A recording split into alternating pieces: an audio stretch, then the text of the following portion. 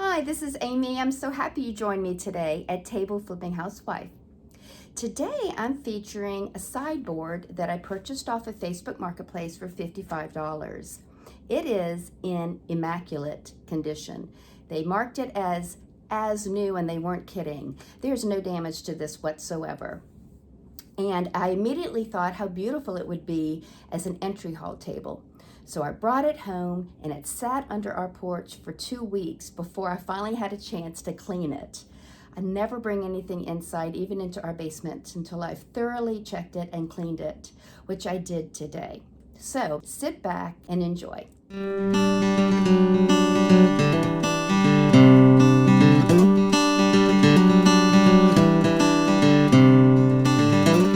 It's a pretty blustery day.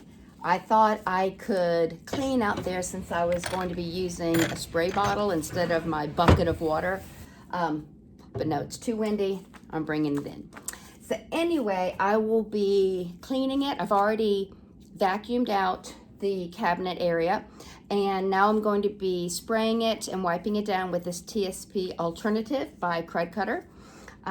It says you don't need to rinse it afterwards, but I'm going to anyway, because the first and only other time I used this, I had an issue with paint adhesion. Now, I'm not quite sure what this is made of. The top and the drawers, I'm pretty sure are wood, but the rest of it has to be laminate. So I have decided to paint the whole thing. This particular piece of furniture was on the market, Facebook Marketplace, for weeks. Nobody wanted it. They don't want it in my market the way it appears now. I'm going to mix up some Bondo, which is a 2-part epoxy, to fill in the hardware holes that I will no longer need. And while the Bondo dries, I'm going to go ahead and scuff sand the rest of the piece. It has a very slick surface, so I'll be scuff sanding with 150. And I'm wearing a respirator and I have the fan blowing the stinky air outside.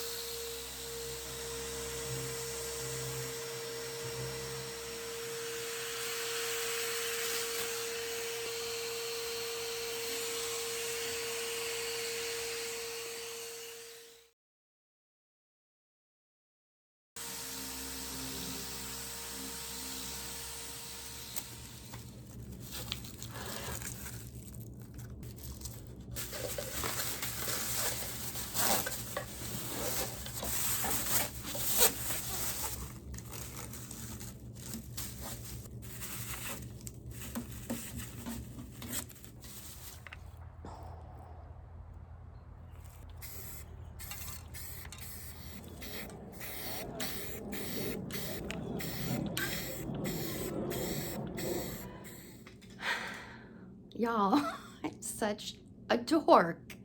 I realized late last night, I came running down, I thought, I didn't mean to put this on as a primer. I bought black primer for this purpose. In fact, it's right over there. I bought 2 cans and I grabbed this one by accident. Now there are a couple of spots, let's see if I can find it. Here's one where the paint went on a little heavy. So I like to save used foam abrasive pads to do light scuff sandings. So I am going to lightly sand this area and any others that I might find before I start painting. I do want to point out, I am aware that there is a grain here. I didn't feel it necessary to fill it in. And I have done a scratch test as well. And the paint primer is staying there. So, all right. So look at this beautiful color. Oh my gosh, I cannot wait to get this on and see what it looks like dried. Look at the consistency too. Fusion paint brushes on so beautifully. It's creamy. I can't explain it. It has a great texture as you paint it on. So I've started painting the back, and I'm finding it leveling out beautifully. And Fusion paint, like many furniture paints, will level out. That means that the brushstroke marks will eventually flatten out as it dries, and so you won't see the brushstroke marks. I'm also finding it is to my advantage that this has wood grain, because I think that's going to also hide my brushstroke marks. So for the back side, I'm just going to apply it with a brush. It's a great paint to spray on as well. Now, Fusion paint has a built-in primer as well as a built-in top coat. My experience, however, especially with the darker colors, is that if I don't add an additional top coat, I leave white dusty fingerprints when I touch the painted surface. So likely I'll need to top coat, but we'll see.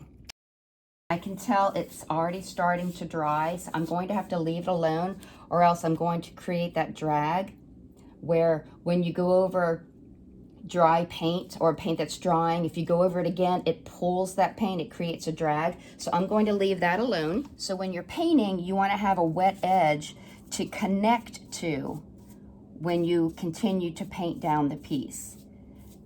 You want that wet edge. You don't want to be feathering paint into an area that's already started to dry, because you'll get that.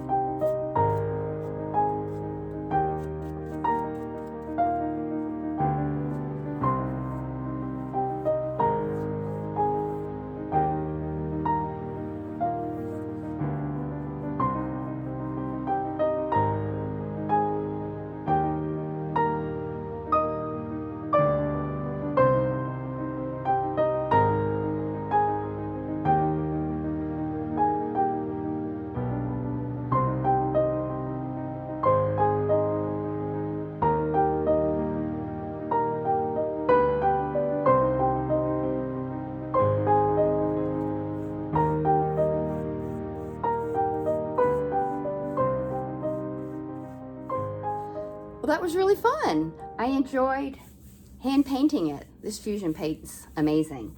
And I have used only this much of it. That's a lot left.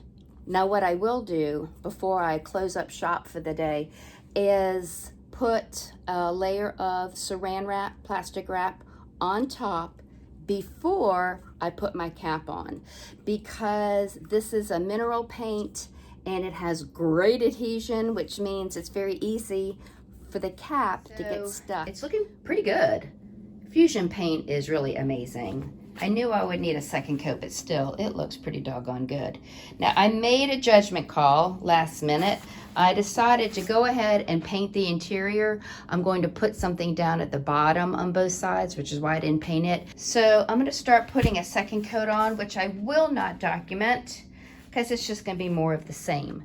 But I wanted you to see what it looked like with just one coat. It's pretty amazing. Love me some Fusion. It is the following morning, and I wanted to show you what happened when I put the second coat of paint on.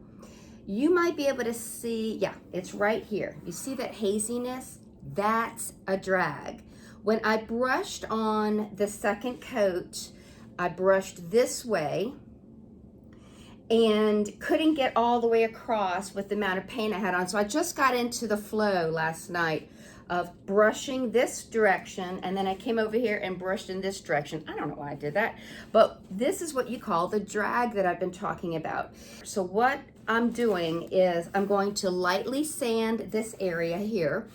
I'm going to wipe it off with a dust cloth. And then what I did off camera, because my camera wasn't cooperating, is I put a little bit of paint in here and added a few drops of Fusion's extender. With the extender, which extends the drying time, I'll have enough time to work and paint the top and then do the long brush strokes back and forth to blend that all in, okay?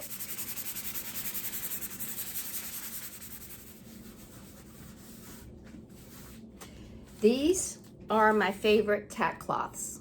I find other brands to be too sticky and they leave a residue. Oh yeah, I can already feel the difference. It feels watered down. It's not watered down, it just has the extender in it. It glides on smoother. This is what I wanted. Okay.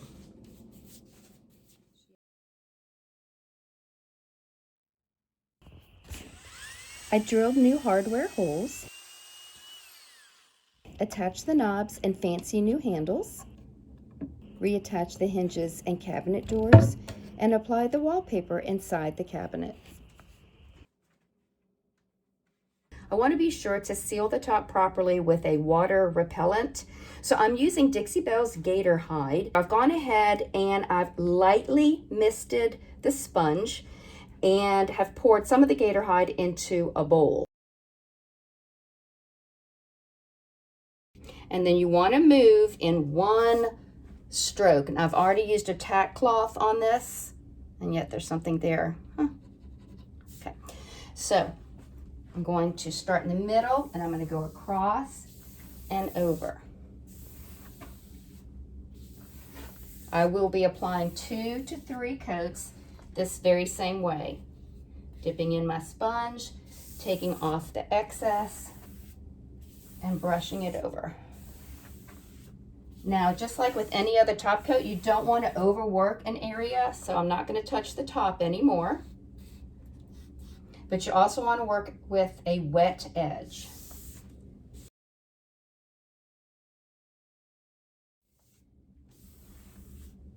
When I'm done, I'll be sure to also go across and around the sides. The directions say to wait at least 2 hours in between coats. Go around the edges.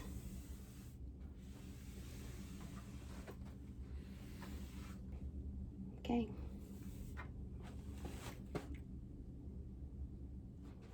I'm gonna wait for that. Now I didn't line the drawers because I think the wood grain is so pretty, but I am going to make it nice and yummy smelling by applying some Big Mama's Butta in the drawers using my brush. Now the paint